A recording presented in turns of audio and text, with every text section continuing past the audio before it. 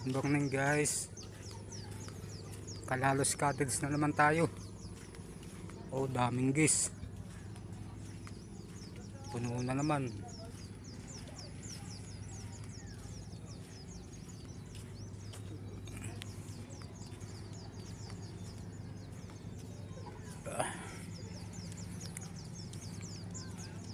Mamaya ay maliligong itong pagkagising. Mga 10.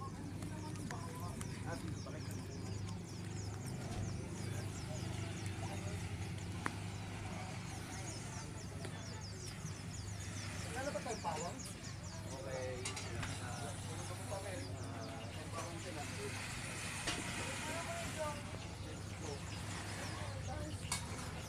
Yan po yung aking ina-assemble kahapon. Nakakabit na po. Ito ang aking trabaho dito.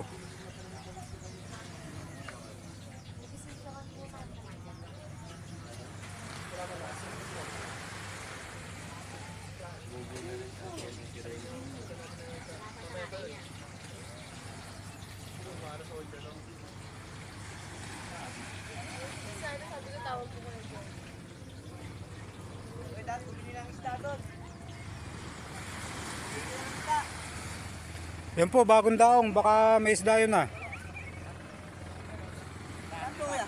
Ayun yung bangkang yun ah. Yung...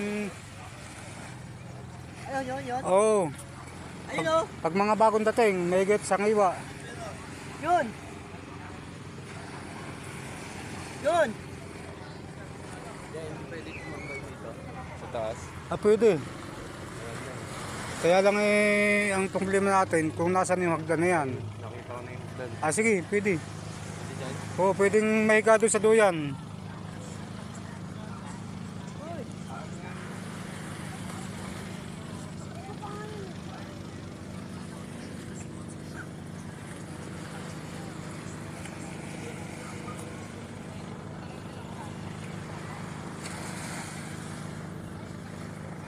Medyo maulap po ngayong umaga.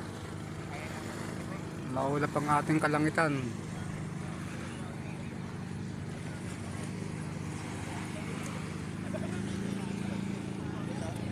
May nagsisimilya po ng bangus. Yung kuya, baka may uli iba-iba kaysa sa palengke. Mga pangihaw edi. Puti ba puti? Ba?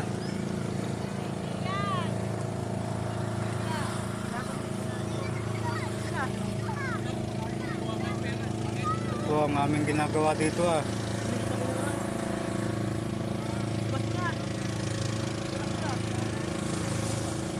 Kalalos Cottage.